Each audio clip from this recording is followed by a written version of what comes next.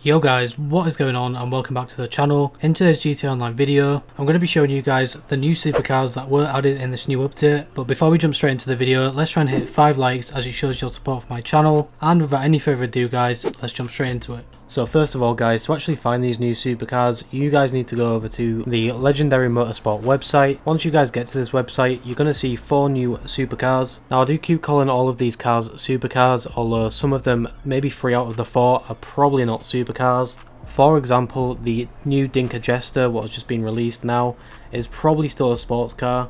The main reason I'm going to be calling these supercars from now on is probably because of the customization on these cars.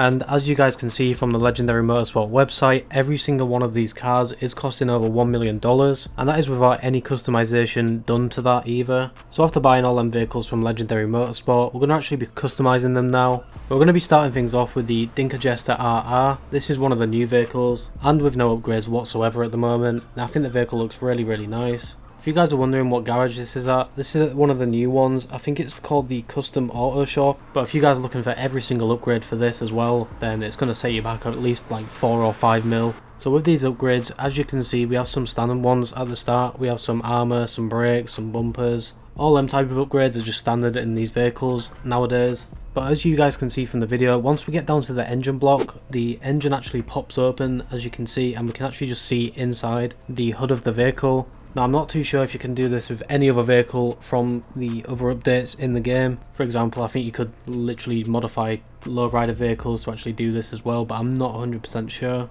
Another upgrade for this vehicle, what I really like, is the cam cover. Now specifically for the Dinka Jester, we can actually have like these little fans, as you can see in the engine. Now personally, I'm not really a big car type of guy, but I really think this does look nice. We also have various strut braces, what can actually just go over this engine, as you can see. And then finally we have the engine tuning, which is just really quite standard on most of these vehicles nowadays as well. We also have the exhaust as well, and it has a lot of options here, but I don't really think these are many different from any other vehicle. Another feature for this vehicle what I really did like was the headlight options. Now if you guys can see, the last option for the headlights is the Neo Light Glass. I think this looks nice. It also brings like a new element to the game that we've never actually seen before yet. We also have some hood catches. Now as you guys can see when I actually scroll through these options, the hood catches are attached to the hood obviously. These are a very small feature, so if you guys don't want to buy these I wouldn't recommend it. But as always, I'm just going to buy everything for the vehicle. We also have some different custom hoods. Now obviously you can have your carbon hoods, you can have stream vented hoods. You can also get this really unique hood where you can actually see the engine sort of through the glass of it. Now I think that feature is really cool, I really do like that.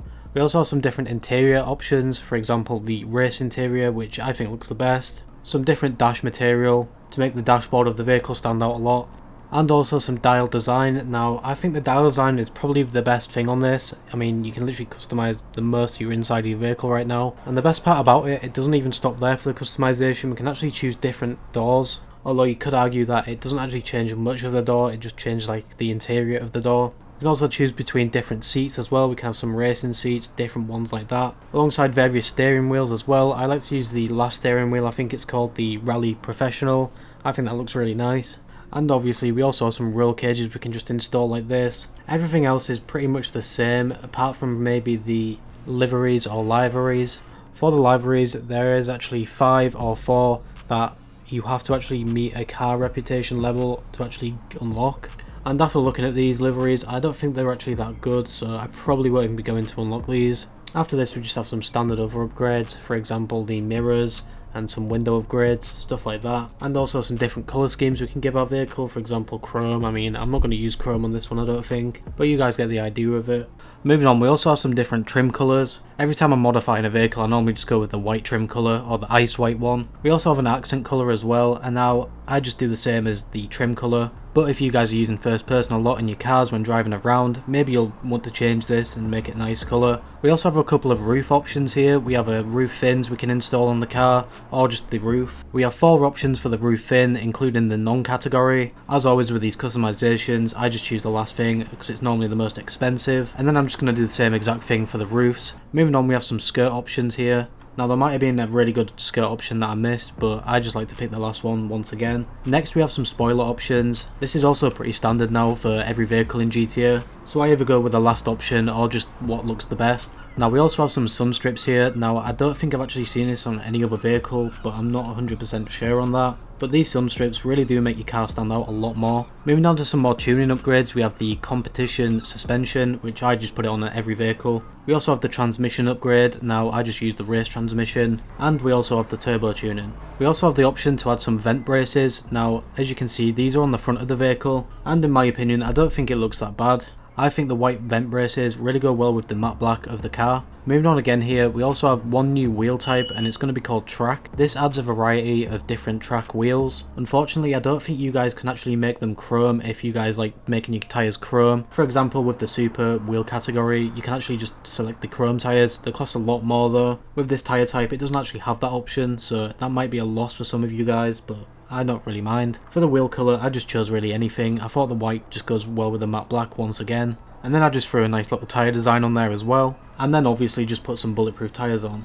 The last thing in customising this vehicle is just the windows. Obviously I'm just going to go with the limo ones, I think it just looks the best. But that is all the customisation options for the Dinka Jester RR. I'm not going to be customising the Anis ZR350. This is also a sports car. I will be skipping over the things such as the armour upgrades and everything like that, because these upgrades are really standard now in pretty much all the vehicles in GTA Online when you're upgrading them. So to actually start this vehicle off, we're going to be adding some front bumpers and some rear bumpers. This vehicle also has some very similar upgrades to the other vehicle, for example with the engine blocks and the upgrades under the hood. As you guys can see, after fully upgrading everything underneath the engine hood, it does actually look really nice. We also have some engine tuning upgrades, which is just standard once again. Another cool feature what I've actually never seen before, I don't think, is the intercoolers. When scrolling through these options, you can see that it actually just adds it to the front of your vehicle. If you guys have these on this vehicle, then it'll definitely make it stand out more. Now for the exhaust options, we actually have a lot of them here. Most of these vary in size. For example, the last one here is actually just pointing up. Next we have some fender options as well. Now I don't really care about this, but I'm just going to throw the last one on anyway. Moving on to some headlight options, we actually have some different options here for once. I don't think I've actually seen this before. We can choose between sleepy eyes and also drowsy eyes. Now I thought this was really cool because it actually looks like the front of the car is actually drowsy or sleepy. Definitely a cool addition to the game. We've also got some hood catches once again. And underneath that we've got some hood options that we can just mess around with, see which one looks the best. Moving even further down on the list, we've got even more interior options. Now these are really similar to the other vehicles, so I'm just going to put the similar stuff that I put on the other vehicle on this one. And now moving down to the liveries or liveries, once again, we just have some options that we can unlock by getting to a certain reputation level. Once again, I'm probably just going to use a stock livery here, just any one of these ones. We have some mirror customization options here as well, and we can actually bring our mirrors forward or just keep them back where they were. I thought this option was actually really good, and I would really like the option to have this on most of the vehicles to actually bring some mirrors forward, maybe backwards, it depends. Moving on once again, we've also got some more trim colours here. Now these are just standard really now, and we've also got some accent colours. I'm just going to choose the same as what I had on the last vehicle because I don't really mind. Moving down once again, we also have some more roof options here. Now these aren't really the same as the last vehicle, they're quite minimal really. So I'm just going to choose the last option. We have some splitters as well. Now I've never seen this on any other vehicle, I'm pretty sure, but as you can see on the front of the vehicle it actually does change, so it looks quite nice I think, so I'm just going to be keeping this one on. We also have some spoiler options again, so I'm just going to be choosing the largest spoiler on the back. Moving down to some sun strips again, as you can see there's quite a few options here, so choose what you want. I like the sun strip option, so I'm going to be choosing the last one. We also have a tail light option. Now I think the iridescent one looks nice. It isn't very noticeable, but I'm still going to choose it anyway. And now moving down to the wheel type options. Now I'm just going to be choosing the track wheels because they've literally just come out and it's a new vehicle, so why not put it on? And then finally moving on to the mirrors, I'm just going to go for the limo mirrors. Now after fully customizing this vehicle, I definitely think I could have made it look a little bit better.